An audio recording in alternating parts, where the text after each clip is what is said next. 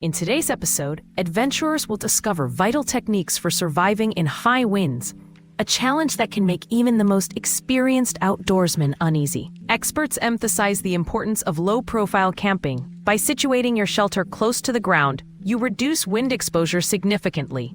They also highlight using natural barriers, such as hills or dense foliage, to shield yourself from gusts. Additionally, viewers will learn how to secure tents and gear with rocks and guy lines, ensuring everything stays anchored.